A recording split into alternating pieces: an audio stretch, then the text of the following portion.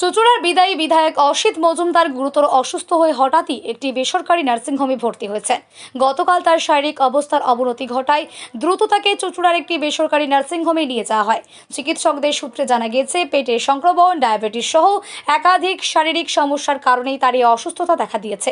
বর্তমানে তাকে সম্পূর্ণ বিশ্রামে থাকার পরামর্শ দেওয়া হয়েছে এবং চিকিৎসকের তত্ত্বাবধানে তার চিকিৎসা চলছে। কিভাবে হলো?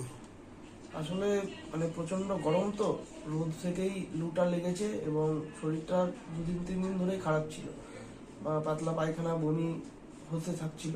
তো হঠাৎ করেই কালকে প্রেশারটা খুবই ডাউন হয়ে যায়, তারপর এখানে নিয়ে আসা হয়েছে। ডাক্তার তো বলছে সাময়িক 2-3 দিন এখনো ডিসচার্জ হতে লাগবে। হ্যাঁ, একটা ইনফেকশনও আছে পেটে।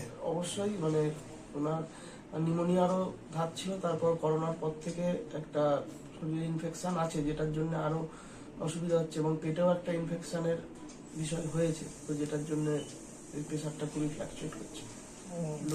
কালকে কখন ভর্তি হয়েছে? কালকে সন্ধ্যাবেলা। তখন কি অসুস্থ বোধ করেছে কোনো কিছু? হ্যাঁ, বাড়িতে অসুস্থ বোধ করেছিল, সেই জন্যই তখন নিয়ে আসা। কালকের থেকে এখন কেমন দেখছো?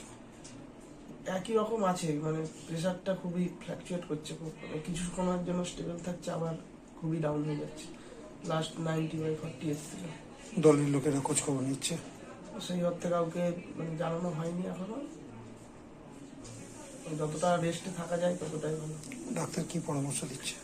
সম্পূর্ণ রেস্ট, এখন যতক্ষণ না প্রেশারটা স্টেবল হয় ততক্ষণ কোনো রকম না করা যায়। তৃণমূল প্রার্থী জানে? না, হয়তো জানেন না। খবর দেওয়া হবে নিশ্চয়ই আপনাদের মাধ্যমে হয়তো খবর পাবেন।